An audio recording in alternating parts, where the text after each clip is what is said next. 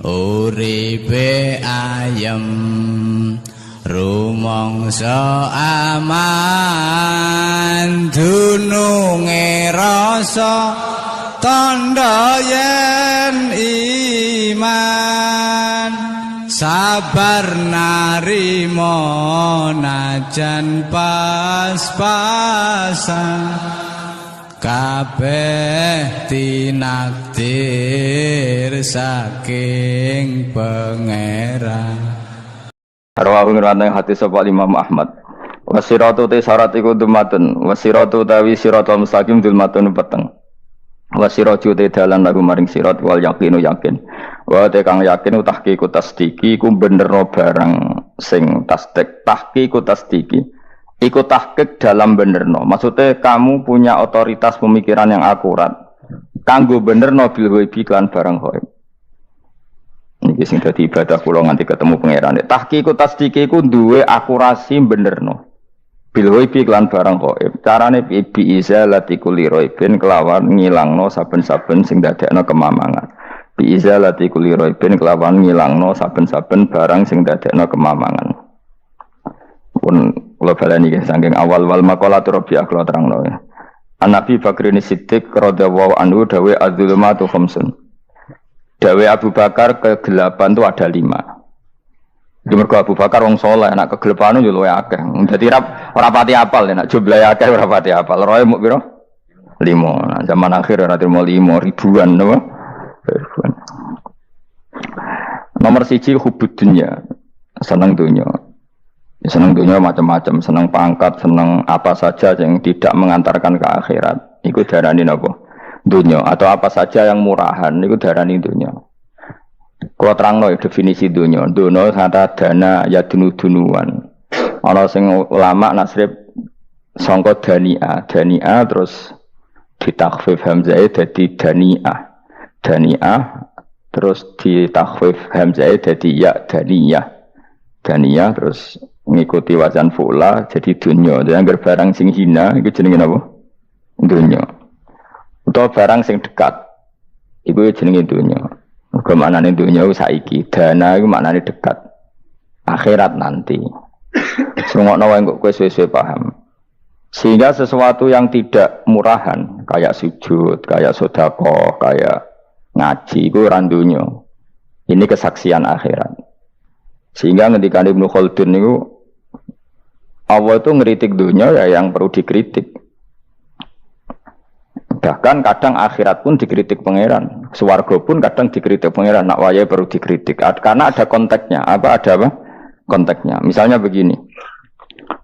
Saya punya kitab namanya Khilyatul Auliya atau Baqatul Asfiya.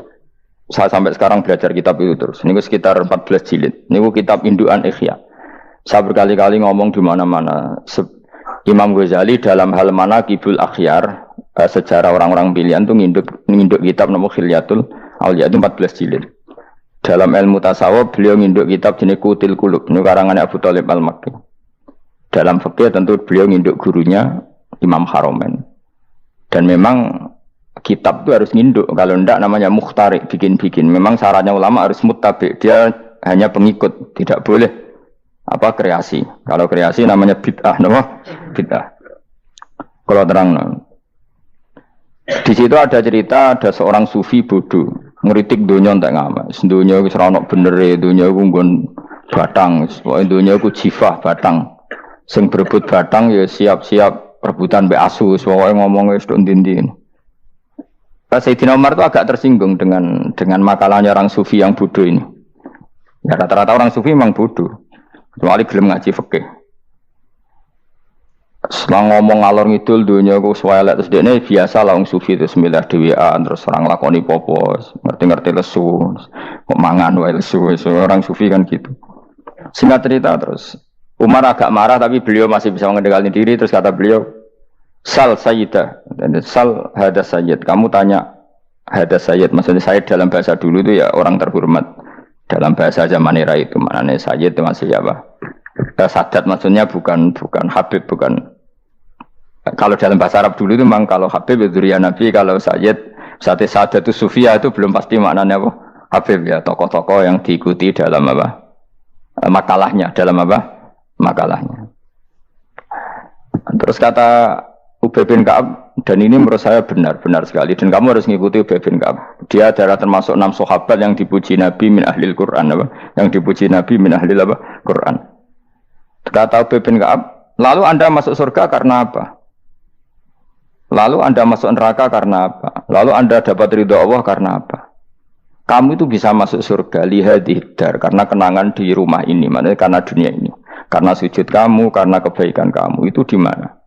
Allah mereferensi amal kamu ya di dunia ini. Kamu masuk surga karena sujud kamu di dunia ini. Nanti masuk neraka karena keangkuhan kamu di dunia ini.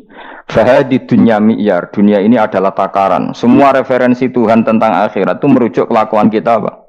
Di dunia. Sehingga kalau kamu masuk surga selamanya lama, itu ya karena kebaikan kamu di dunia. Maka jangan kritik dunia ini. Karena dunia itu mahalu sujudika, mahalu ruku'ika, mahalu khubwa. Dia marah-marah.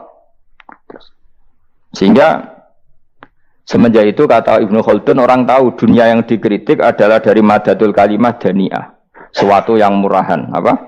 Yang murahan. Sehingga kalau misalnya orientasinya itu kebesaran li'ila'i kalimatillah, maka itu tidak termasuk dunia. Dan yang suasananya akhirat tapi motifnya adalah kasal, kemalasan, itu yang benar-benar dunia. Makanya Imam Syafi'i sering kritik tasawuf itu sampai usisati tasawuf alal kasal. Ilmu tasawuf itu basisnya itu karena pemalas. Karena tadi misalnya begini, ini contoh paling gampang. Zaid itu di daerah pinggiran. Di daerah pinggiran di mana Islam itu minoritas. Terus dia ingin kaya raya supaya bisa bikin masjid atau bikin komunitas Islam. Atau dia ingin jabat jadi lurah supaya nggak ada pelarangan orang sholat karena dia yang punya otoritas bikin aturan. Atau kalau mungkin skup lebih besar, dia ingin jadi bupati supaya daerah situ familiar dengan Islam karena pejabatnya Muslim. Itu tidak dunia karena semua orientasinya untuk mengawal sujud, mengawal kebenaran. Tapi kalau kamu di daerah pinggiran, kemudian milih DWA, kabeh kersane pangeran, sidik-sidik kersane pangeran, terus kamu meninggalkan aktivitas dakwah, itu yang dunia, karena motivasi kamu adalah al-kasal, males dari mewarnai buminya Allah ini dengan sujud. Ini yang banyak orang sufi salah paham. Makanya orang sufi harus ngaji fikih. Bendekne roh, dielingno wong alim, wong fikih, nak kitmanul ilmi ku haram. Kitmanul ilmi haram. Menyimpan ilmu itu haram. Tidak memberi kontribusi dalam proses orang sujud adalah haram. Tidak memberi pencerahan pada umatnya Nabi adalah haram. Menikmati keasikan yang pangeran dewi adalah haram. Dia harus diingatkan gitu terus. Kalau enggak, itu bahaya bagi agama ini. Makanya dulu itu enggak ada orang sufi yang enggak ngaji ulama fikih. Sekarang kebalikan, malah orang sufi darani fikih mau kulit dekne wis tok hakikat sembrono. Oh tak tobat nonton nang ketemu aku. Itu bahaya, paham seperti itu tuh bahaya. Karena sekarang itu sufi itu jadi identitas kesalehan. Jadi yang rumah kome sufi koyo-koyo sak dhuwure ahli napa? Fikih. Itu bahaya. Karena tadi sufi itu akan ngeritik dunia sepedas-pedasnya. Kemudian ujung-ujungnya meninggalkan dunia, kemudian happy-happy asik pangeran dewean dan membiarkan umatnya Nabi ini berserakan kemana-mana, tidak terlibat sama sekali, tidak memberi kontribusi sama sekali. Kalau bahasa gampangannya orang gelem amar ma'ruf, gak gelem nahi mungkar. Tapi bahasa amar ma'ruf nahi mungkar kan saiki dadi gerakan ekstrim. Makanya ora tak bahasa amar tidak peduli, tidak mulang. Mergo saiki bahasa saiki repot terus. Paham ini penting kalau terang. Jadi kalau baleni malih ya. Sing dimaksud dunya ketika dikritik pangeran iku dunya sing sangka kata dani'ah, sesuatu sing murahan, sing enteng, sing nafsu, itu jenenge apa? Dunya, napa? Dunya. Tapi ketika sesuatu itu baik dan mengarah kepada Allah, iki jenenge dunya iki masru'atul akhirah. Maka dunya itu di dua status napa? Siji masru'atul akhirah. Dan ini status yang harus kita pakai. Makanya kata Imam Ghazali itu, kowe nak randi duwe sak penat-penate urip terus merasa enggak punya kenikmatan, datang saja ke kuburan. Dan yakinlah semua yang sedang mati keinginannya hanya satu, ingin kembali di dunia dan memperbaiki amal-amalnya. Berarti dunia adalah segala-galanya bagi orang yang sudah mati. Ya, orang yang sudah mati itu cita-citanya satu, la'alli arji, semoga kita kembali ke dunia. Untuk apa? Untuk membenahi semua kesalahan yang pernah dilakukan zaman ning dunia. Terus kamu ingat, fa'ana fid dunya. Ya Allah, alhamdulillah sekarang masih saya di dunia. Artinya saya punya satu kesempatan yang diinginkan semua orang yang sudah mati di seluruh dunia. Lalu malah wali anu urip malah kepengen nang mati. Saking kakean kasus ini, apa? Kakean apa? Kakean kasus. Makanya di sini sirinya para rasul, para nabi itu sering donga, Allahumma tawil umrona, sehingga banyak orang soleh mendoa supaya panjang apa? Umur. Itu karena pas itu yang hadir adalah dunia dengan makna masru'atul akhirah. Tapi ada juga wali dan nabi kadang-kadang donga, ya Allah, jika sebaiknya saya mati, mati saja. Itu ketika tergambar dunia yang sudah murahan, yang sudah arogan, yang sudah tidak jelas. Maka dunia ini punya dua status sekaligus. Jika prospek bagi Anda untuk masru'atul akhirah, maka nikmati senikmat-nikmatnya. Tapi jika bagi Anda ini sudah menjadi ladang maksiat apa-apa, maka jadikan dunia ini tempat tobat. Karena akhirat itu nggak ada apa-apanya dibanding dunia. Jadi akhirat itu hanya mereferensi dunia, apa? Mereferensi dunia. Ini penting kula aturno. Kadang-kadang sufi kemudian goblok ora iso ngaji. Dia nganggep dunia sampai akhirat itu penting akhirat, tapi cara maknaninya salah. Lho kowe nganti ning akhirat mlebu swarga itu karena apa coba? Amal zaman di mana? Di dunia. Berarti penting mana dunia sama akhirat? Penting dunia karena akhirat mau efek, apa? Efek dunia ini yang pokok. Apa dunia ini yang pokok. Kalau Allah kan cara ngendikan tidak seperti itu. Allah cara ngendikan gini loh. Akhirat, maksudnya walal akhiratu khairul lakam nalula gini. Sesuatu yang berorientasi akhirat dan kemudian menjadikan kamu nyaman di akhirat itu khairul lakam minal ula, itu lebih baik ketimbang dunia. Ora kok kowe nak ning dunia nak sepemelek ning akhirat ape ora ngarang ngono, nak ning dunia melek ning akhirat luwih parah. Kayak mlaratem cek ngene iki kan. Tapi kan cek iso ngopi, cek iso mangan tengkleng. Coba ning akhirat gak iso blas. Dunyel-unyel malaikat ngawur. Gayamu bareng melarat iso ning dunia lara lah nek akhirat penak. Aku yakin ora luwih lara, tak jamin. Ngeraine kan ketara nak keliru omongan aku ning dunia lara lah sementing nek akhirat penak itu ndak bisa. Kowe nyifati dunia nggon lara iku serapati ridho mbek pangeran.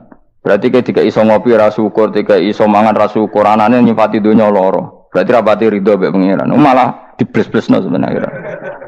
Pemenang nak pengurus akhiratnya aku tak tekek. Cuma aku loh pengurus ora sebenarnya. Tapi gak ada rencana daftar jadi panitia apa? Akhirat.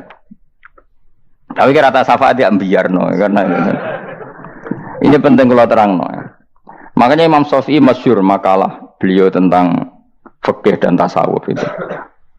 Nggih saya kutip ya, dan saya memang saya hafalkan terus makna teman. Faqihan wa sufiyan fakun laisa wahida fa inni wa haqqu wa iyyaka ansahu. Terus kata beliau mensifati orang fikih fa hadza qasin lam yazq qalbuhu tuqa wa hadza jahulun kaifadul jahli yasluhu. Itu masyhur. Di dunia ini identitas di dunia kita, dunia ulama itu hanya dua. Kalau enggak sufi ya faqih. Kamu jangan jadi salah satu. Faqih adalah orang sing qasin, itu qalbuhu qasin, hatinya itu keras, atine atos. Lam jadu qalbuhu tuqas, gak ditakwa blas. Wong faqih ora ditakwa blas, gak diempati blas.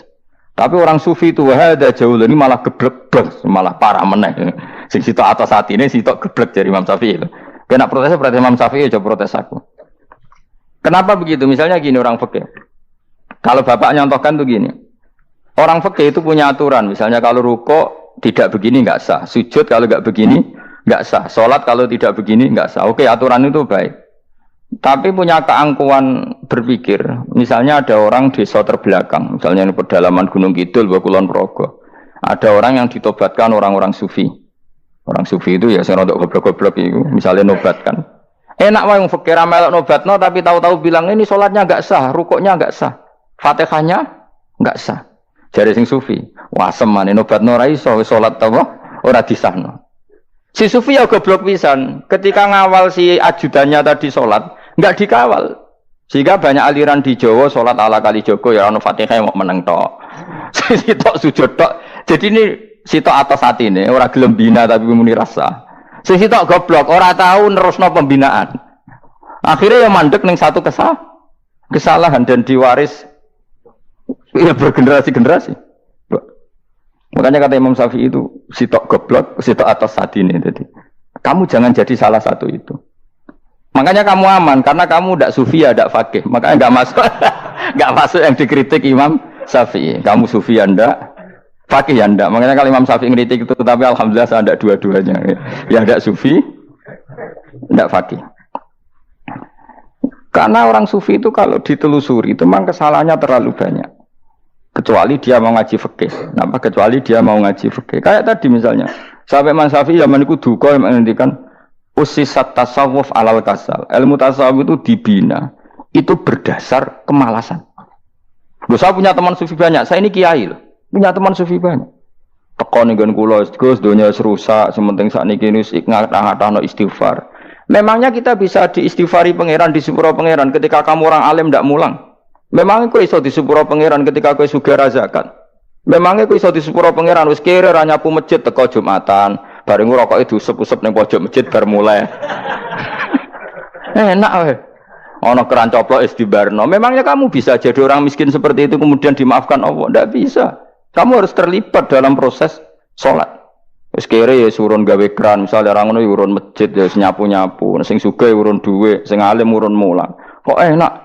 Dunia bangga rusak terus kabeh dhewean. Menengi sampean ke dhewean neraka ra tak baturi ya ngono. Ndak bisa, sufi seperti itu ndak bisa, tuh kriminal.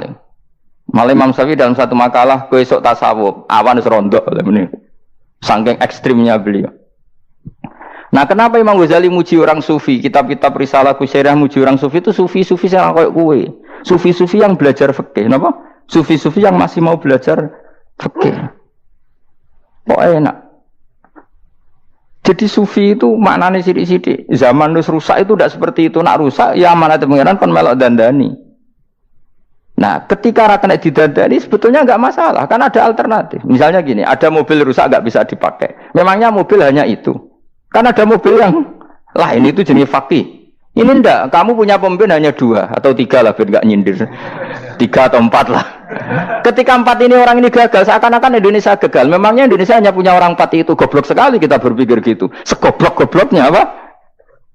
Memangnya Indonesia itu milik siapa? Kenapa kamu menggantungkannya sama 1-2 orang, 3-4 orang? Gampang aja cara alternatif. Terus, tapi kan harus lewat pemilu, kok jangan ngenteni pemilu 5 tahun cepat. Mustafa Rohin jokno jadi calon presiden. Nah, kemudian jadi negara tahlil. Karena dek Devi ya, apa ngomong ekonomi ya ora iso. Ngomong wisata ya haram, ngomong budaya ya haram. Ngomong badan usaha milik negara ya ora roh dene. Langsung dibagi-bagi. Tapi kelirunya kita selalu begitu. Ketika kecewa sama pemimpin, seakan-akan dunia ini tergantung pemimpin itu. Mana ada dunia ini dipasrahkan sama makhluk oleh Allah. Dunia ini milik Allah, nggak pernah dipasrahkan makhluk. Bahkan kiai mati pun nggak ngefek pada agama. Dulu sahabat meninggal agama jalan, wali songo orang-orang pilihan meninggal agama jalan. Karena Allah tidak ridho dunia ini, agama ini, dunia maupun agama dipasrahkan sama seseorang. Allah yang mengurus dunia ini. Apa nak konglomerat mati terus wong melarat kabeh? Ndak kan?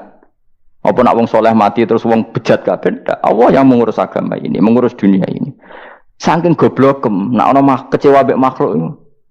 Terus ya Allah, terus seakan-akan dunia ini runtuh.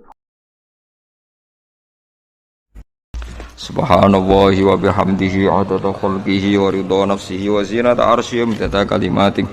Subhanallahi wa bihamdihi adada khalqihi wa ridha nafsihi wa zinata arsyihi midada kalimatihi. Subhanallahi wa bihamdihi adada khalqihi wa ridha nafsihi wa zinata arsyihi midada kalimatihi. Subhanallahi wa bihamdihi adada khalqihi wa ridha nafsihi wa zinata arsyihi midada kalimatihi. Subhanallahi wa bihamdihi adada khalqihi wa ridha nafsihi wa zinata arsyihi midada kalimatihi. Subhanallahi wa bihamdihi adada khalqihi wa ridha nafsihi wa zinata arsyihi midada kalimatihi. Subhanallahi wa bihamdihi adada khalqihi wa ridha nafsihi wa zinata arsyihi midada kalimatihi.